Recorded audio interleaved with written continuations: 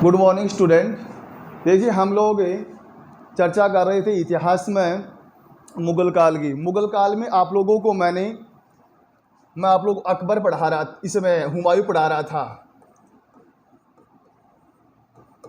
तो हुमायूं 1540 ईस्वी में और इस शेरशाह सूरी के साथ में लगातार 2 युद्ध किया और दोनों युद्धों में ये हुमायूं हार जाता है और पाकिस्तान के अब अमरकोट के दुर्ग में चला गया। ऐसी हम लोग कोई चर्चा कर रहे थे। इसके बाद में देखो मैंने आप लोगों को बताया कि 9 मई 1540 ईस्वी में और महाराणा प्रताप का जन्म हुआ। किसका जन्म हुआ बेटा? महाराणा प्रताप का। ये महाराणा प्रताप और उधर देखो 1542 ईस्वी में और जन्म किसका हुआ? अकबर का जन्म हुआ। मैं इसलिए बता रहा हूँ एक बात आप लोगों को, महाराणा प्रताप का नाम इसलिए ले रहा हूँ कि ये दोनों व्यक्ति, दोनों महान योद्धा जिसको हम लोग कह सकते हैं, महाराणा प्रताप के बारे में आप लोगों को मैं खूब बताऊंगा आगे जाकर के। ये दोनों व्यक्ति और आगे जाकर के कई वर्षों तक और अपने भारत देश में संघर्ष करते हैं। और इस महाराणा प्रताप के बारे में देखिए आप लोग, अब इसके बारे में थोड़ा सुनिए कि महाराणा प्रताप कौन था, किस प्रकार से इन्होंने मुगलों का सामना किया। महाराणा प्रताप का जन्म 9 मई 1540 ईस्वी में ज्येष्ठ शुक्लमा के दिन बादल महल में कुंभलगढ़ के दुर्ग में कटारगढ़ किले में इसका जन्म हुआ था। पिता का नाम उसका उदय सिंह था और माता का नाम उसका जयवंता और बाई था। 1540 में जन्म होने के बाद में जब ये 17 वर्ष का हुआ, कितने वर्ष का हुआ? महाराणा प्रताप 17 वर्ष का हुआ, तब उसका आजबदे पंवार के साथ में और विवाह हुआ। किसके साथ में विवाह हुआ? आजबदे पंवार के साथ में इनका विवाह हुआ। धीरे धीरे इसका पिता उस टाइम में शासन कर रहा था, राजा उदय सिंह। उदय सिंह शासन कर रहा है। और उधर देखो इससे पहले हम लोगों ने मुगल काल को थोड़ा छोड़ा है और छोड़ा भी कहाँ है? 1542 में छोड़ दिया है हम लोगों ने। और हम थोड़ा सा और महाराणा प्रताप के बारे में पढ़ लेते हैं, थोड़ा सा पढ़ लेते हैं। आप लोगों को मैं इसके बारे में बता देता हूँ। महाराणा प्रताप की शक्ति के बारे में ऐसा बताया जाता है, हम इसलिए बता रहा हूँ आप लोगों को कि ये पहला व्यक्ति था महाराणा प्रताप जिन्होंने और जीवते जी और मुगलों की यानी विदेशी जाति की और अपने देश में और अधीनता स्वीकार नहीं की। उन्होंने उस टाइम में कहा कि मैं मर जाऊंगा, मेरे प्राणों का बलिदान कर सकता हूं, लेकिन मैं जीवते जी और इस मुगलों की अधीनता स्वीकार नहीं करूंगा, मेरी पगड़ी उसके पैरों में नहीं रखूंगा। और वास्तव में इन लोगों ने अक्सर ऐसा ही किया। कैसे किया देखिए। महाराणा प्रताप की हम लोग इसकी अगर बात करें तो ऐसा बताया जाता है कि 7.5 फीट का और महाराणा प्रताप का और ये कद था, 7.5 फीट इसकी हाइट थी, 110 केजी और इसके बॉडी का वजन था। और जब भी ये युद्ध स्थल पर जाया करता था तो ऐसा बताया जाता है कि इसका जो भाला था 80 किलो का और ये केजी का ये भाला लेकर के युद्ध स्थल में जाया करता था। यानी इतना शक्तिशाली व्यक्ति था ये महाराणा प्रताप जब मरा उस टाइम में तो देखो ये अकबर भी 50 वर्षों तक शासन करता। आगे पढ़ाऊंगा आगे आप लोगों को अकबर के बारे में कि जब ये मरा उस टाइम में और इस अकबर ने उसके जनता के सामने एक शर्त रखी। क्या देखो क्या बात बताई कि मुझे कोई चीज़ का दुख नहीं है, मुझे दुख इस चीज़ का है कि इस महाराणा प्रताप ने जो प्रण किया ये प्रण आज तक फैल नहीं हुआ। यानी न उन्होंने बात कही थी कि ये मुगल है, ये मुझे न तो जीवित पकड़ सकते और न मरने के बाद में पकड़ सकते, और वास्तव में ऐसा ही हुआ। अब देखिए दोबारा आते हैं हम लोग इसी मुगलों के ऊपर। उधर 1542 ईस्वी में महाराणा प्रताप धीरे धीरे बड़ा होता है और उधर देखो अकबर का जन्म होता है। और हुमायूं वहाँ पर पाक यानी अमरकोट के दुर्ग में और पहाड़ों में बैठा वहाँ पर छुपा हुआ देख रहा है उस टाइम में। और यहाँ पर शेर शाह सूरी का शासन था। शेर शाह सूरी ने और 1544 ईस्वी में एक युद्ध किया जो भारतीय इतिहास में और सुमेल के युद्ध के नाम से प्रसिद्ध हुआ। राजा मालदेव के साथ में इन्होंने सुमेल का युद्ध किया और उस टाइम में इस शेर शाह सूरी ने एक नारा दिया था कि मैं मुट्ठी भर बाजरे की खातिर और हिंदुस्तान की बादशाह खो देता। यानी मैं छोटे से एक लोगों के कहने के ऊपर और मैं छोटी भी अगर गलती कर देता तो मैं ये सुमेल का युद्ध हार जाता। और 1545 ईस्वी में और कालिंजर के दुर्ग पर यानी वहाँ पर एक कालिंजर का युद्ध हुआ था यानी बारूद के विस्फोट में और इस शेर शाह सूरी की मृत्यु हो गई।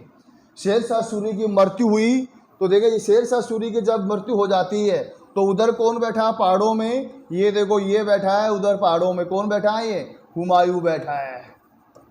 तो ये हुमायूं वापस यहाँ पर आता है और हुमायूं जब यहाँ पर आता है तो ये देखिए हेमू जिन्होंने विक्रमादित्य की उपाधि धारण की थी, इन्होंने लगातार 27 युद्धों में अपनी विजय प्राप्त की थी हुमायूं ने, इस हेमू ने। तो ये हेमू है यहाँ पर अपना शासन करने की योजना बना लेता है। अब हेमू और इस हुमायूं के बीच में वापस देखो तकरार होता है 1555 ईस्वी में। क्या 1555 ईस्वी में। और ये दोबारा हुमायूं यहाँ पर आता है और दिल्ली की गद्दी पर बैठ जाता है। क्या करता है 1555 ईस्वी में, कुलदीप जी 1555 ईस्वी में, तो 1555 ईस्वी में और ये दिल्ली की गद्दी पर बैठ जाता है वापिस। जब ये दिल्ली की गद्दी पर बैठता है तो मैंने बताया ना आप लोगों को एक इतिहासकार था लैनपून इतिहासकार। इस लैनपून इतिहासकार ने एक लाइन लिखी थी, ध्यान में है क्या आप लोगों के, कि ये जीवन भर लड़खड़ाता रहा और अंत समय में लड़खड़ाते इसकी क्या हो गई, मृत्यु हो गई। 1556 ईस्वी में, क्या 1556 ईस्वी में, और ये दीन पन्ना भवन से नीचे उतर रहा था और सीढ़ियों से इस हुमायूं का पैर फिसल गया और पैर फिसलने के बाद में और इसकी क्या हो गई, मृत्यु हो गई। जब इसकी मृत्यु हुई तो उधर कौन, ये अकबर 1542 में देखो जन्मता है और 1556 ईस्वी में पंजाब के यानी 14 फरवरी, क्या 14 फरवरी 1556 ईस्वी में पंजाब के कल्लानौर नामक स्थान के ऊपर, कहाँ, पंजाब में कल्लानौर नामक स्थान के ऊपर ईंटों का सिंहासन बना करके और अकबर का राजाभिषेक कर दिया गया। लेकिन समस्या इसमें ये आई कि उस टाइम में ये जो अकबर है, ये अकबर की उम्र छोटी थी, इसलिए ये साम्राज्य की देख रेख नहीं कर सकता। इसलिए अकबर का और संरक्षक बना दिया गया बैराम खां को। किसको बना दिया गया, बैराम खां को, और अकबर का संरक्षक बना दिया गया। बैराम खां को जब अकबर का संरक्षक बना दिया गया तो अकबर देखो नाम, राजा तो है अकबर और साम्राज्य की देखरेख कौन कर रहा है, बैराम खां कर रहा है। अकबर के बारे में अगर हम लोग बात करें तो अकबर ने 1556 ईस्वी से लेकर के और 1605 ईस्वी तक और शासन किया। 50 वर्षों तक, 50 वर्षों के शासन काल में, और इस अकबर ने 50 वर्षों के शासन काल में और इस अकबर ने इस मुगलों की जड़ों को इतना गहरा कर दिया 50 वर्षों के शासन काल में कि इसको कोई भी व्यक्ति है, कोई भी राजा है, उसको हरा नहीं सकता। अकबर ने राजा बनने के तुरंत बाद में ही और एक निश्चय बना दिया।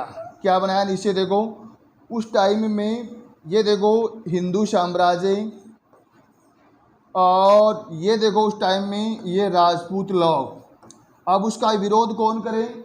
और ये देखो मुस्लिम लोग, अब मुस्लिम लोग तो इसका विरोध करेंगे नहीं। अब ये राजपूत लोग, क्षत्रिय सुल्तान, इसको हम लोग कह सकते हैं क्षत्रिय शासक, जिसको हम लोग कह सकते हैं, आप लोगों को महाराणा प्रताप के बारे में भी बता रहा था और आगे बताऊंगा। देखिए इसे राजपूतों ने और उसका विरोध करना शुरू कर दिया। जब राजपूतों ने जब इसका विरोध करना शुरू कर दिया तो इन्होंने इस अकबर, देखो कुशाग्र बुद्धि का इंसान है अकबर, कैसे? इस अकबर ने और राजपूतों से और वैवाहिक संबंध बनाना शुरू कर दिया। वैवाहिक संबंध बनाना यानी अपनी खुद की लड़कियों की शादी और राजपूतों के साथ में कर दी। इसके बाद में इसके बीच की ये जो दीवार थी ये क्या हो गई? खत्म हो गई। अब देखो इससे क्या करता है ये, अकबर ने साम्राज्य की बढ़ोतरी की। अकबर ने साम्राज्य की बढ़ोतरी इसलिए की क्योंकि इसे वैवाहिक संबंध किया और किसी के साथ में देखो कोई लड़ाई नहीं करता है, जितना हो सकता है उसके साथ में, और ये अपने साम्राज्य की बढ़ोतरी करने के लिए और भाईचारे की भावना का विकास कर रहा है, लगातार व्यवहार कर रहा है अकबर। ये करने के बाद में और देखिए आगे बढ़ता है। उधर मैंने बताया आप लोगों को 1540 ईस्वी में और महाराणा प्रताप का जन्म होता है। अब उधर देख रहा है, उधर देख रहा है कौन? महाराणा प्रताप।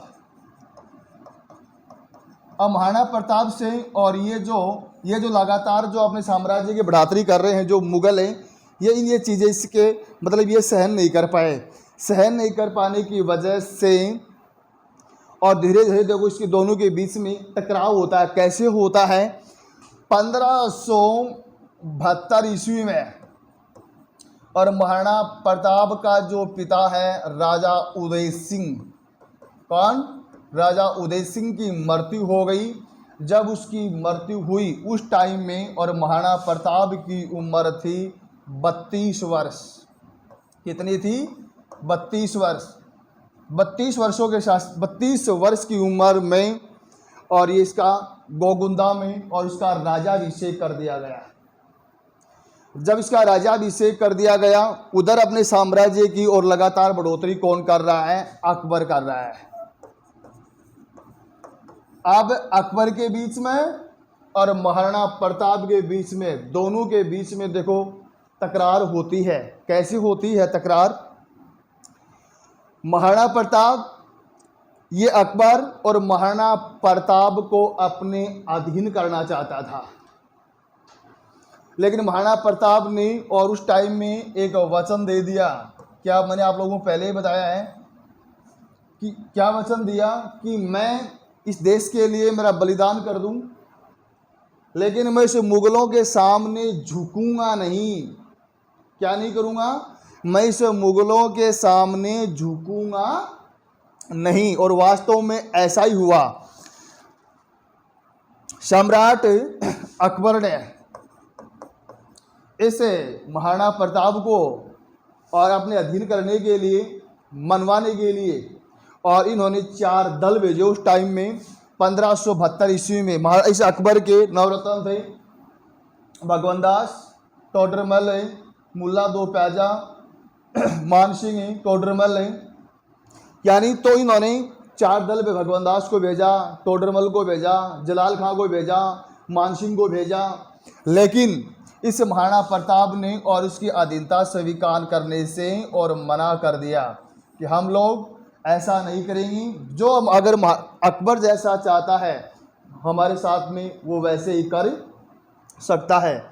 तब ऐसा बताया जाता है 18 जून 1576 ईस्वी में महाराणा प्रताप के साथ में और अकबर ने युद्ध किया, जो भारतीय इतिहास में और हल्दी घाटी के युद्ध के रूप में प्रसिद्ध हुआ। किसके रूप में प्रसिद्ध हुआ बेटा? हल्दी घाटी के युद्ध के रूप में प्रसिद्ध हुआ। अब देखिए हल्दी घाटी का युद्ध क्या था आप लोगों को मैं थोड़ा इसके बारे में बताऊं।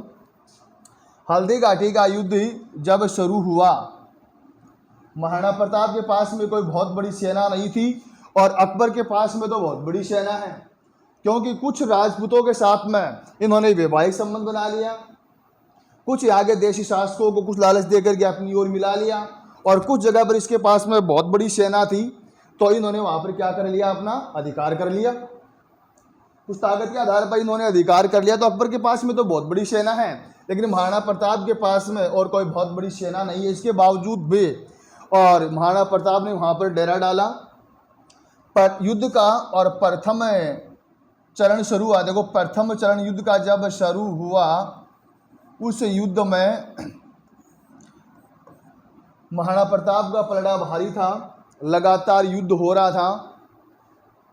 युद्ध महाराणा प्रताप के पक्ष में था, लेकिन जो ही महाराणा प्रताप युद्ध स्थल के बीच में युद्ध कर रहा था तो एक मुस्लिम, जिसको हम लोग कह सकते हैं, यानी अकबर का जो सेनापति था या अकबर की सेना में जो व्यक्ति थे, इन्होंने झूठी अफवाह फैला दी कि अकबर एक बहुत बड़ी सेना अकबर के पास में और आ रही है। ऐसा करने से और इस राजपूतों की सेना का, यानी महाराणा प्रताप की सेना का मनोबल टूट गया। और संयोग वंश, देखो संयोग बड़ी चीज़ होती है। संयोग वंश ऐसा हुआ, महाराणा प्रताप के घोड़े का नाम था, देखो, चेतक। और ये महाराणा प्रताप का जो घोड़ा था चेतक है, और ये महाराणा प्रताप का घोड़ा चेतक है, उसे मुगलों की जो सेना थी उसका जो हाथी था, इस हाथी की सूंड से और इस चेतक का एक पैर है वो जख्मी हो गया और युद्ध वो कमज़ोर पड़ गया। और महाराणा प्रताप को और इस चेतक ने और यहाँ से क्या किया, क्या युद्ध स्थल से बाहर चला गया और थोड़ी दूर जा कर के और इस चेतक ने वहाँ पर अपने प्राण दे दिए। और ये युद्ध उस टाइम में दोनों पक्ष में ये बताया जाता है, इसका देखो परिणाम की अगर हम लोग बात करें तो युद्ध न तो महाराणा प्रताप जीत सका और युद्ध न अकबर जीत सका। लेकिन ऐसा बताया जरूर जाता है, देखो महाराणा प्रताप के पास में एक छोटी सी सेना, और छोटी सी सेना होने के बावजूद भी और इस अकबर का इन्होंने और मुकाबला किया। आप लोगों को देखो, मैं आप पहले भी बता चुका हूँ आगे कि ये जो याद करने का जो तरीका है, ये आप लोगों का ये जो सन है, इन सन को देखो घटनाओं से जोड़ते जाओ। शुरुआत में आप लोगों को मैंने बताया था कि हम लोग देखो शुरू किया था 1526 से और अब तक हम लोग आ गए 1576 ईस्वी तक, आगे भी चलेंगे। देखिए 1605 ईस्वी में और एक लंबी बीमारी से और सम्राट अकबर की क्या हो गई, मृत्यु हो गई। 50 वर्षों तक और अकबर ने लगातार अपने भारत देश में शासन ने किया। क्या किया? शासन ने किया। और उधर महाराणा प्रताप 1597 ईस्वी में, क्या 1597 ईस्वी में, और अपना जो बाण था इसके ऊपर अपनी पृथ्वी को चढ़ा रहा था और इन्होंने बाण को पकड़ करके यूं खींचा महाराणा प्रताप ने। और इस महाराणा प्रताप का ये जो इतनी ताकत थी, उसमें बहुत ज़्यादा ताकत थी, तो इन्होंने इसको पकड़ा और पकड़ करके यूं खींचा तो इसका जो बाण है वो बीच में से टूट गया और उसकी छाती में लगा। और उसी टाइम में और इस महाराणा प्रताप की महान ने, जिसको सूरवीर योद्धा जिसको हम लोग कह सकते हैं, जिसको राजस्थान का शिरोमणि जिसको हम लोग कह सकते हैं, यानी उस व्यक्ति की और मृत्यु हो गई। जब उसकी मृत्यु हुई तब अकबर रोने लगा। देखो सबसे रोचक बात ये देखो आप लोग, अकबर क्या करने लगा? रोने लगा। क्यों रोने लगा? उन्होंने कहा कि आज तक मैंने मेरी लाइफ में 50 वर्षों के शासनकाल में और संपूर्ण भारत देश पर विजय प्राप्त कर ली, बहुत युद्ध किए, बहुत बड़ी मेरे पास में सेना है, लेकिन मैंने ऐसा सूरवीर योद्धा और मेरी जिंदगी में कभी नहीं देखा। क्योंकि इन्होंने जो प्रण किया था, ये प्रण पहला व्यक्ति है जिन्होंने अपना ये प्रण निभाया। उन्होंने कहा था कि मुझे न तो जीवित पकड़ सका और न मरने के बाद में पकड़ सका। और इसके बाद में 1605 ईस्वी में और इस अकबर की मृत्यु हो जाती है। अकबर की मृत्यु के बाद में उसका जो बेटा है सलीम, क्या नाम बेटा? सलीम। सलीम जो जहांगीर के नाम से और दिल्ली का बादशाह बना, अपने देश का और बादशाह बना। 1605 से लेकर के और 1627 ईस्वी तक इन्होंने अपने देश में शासन किया जहांगीर ने। जहांगीर के बारे में देखो चर्चा करेंगे हम लोग। इसके बचपन का नाम था सलीम। छोटी उम्र में नहीं होते हैं कि आप लोग भी छोटी उम्र में होते हो जब हम घर वाले अपना नाम निकालते हैं, तो वैसे इसका नाम सलीम था। सलीम नाम इसका क्यों पड़ा? देखिए, सलीम नाम इसका इसलिए पड़ा कि जब पैदा हुआ था, छोटा था ये, उस टाइम में ये बीमार पड़ गया था जहांगीर। जब ये बीमार पड़ा तो एक संत महात्मा था शेख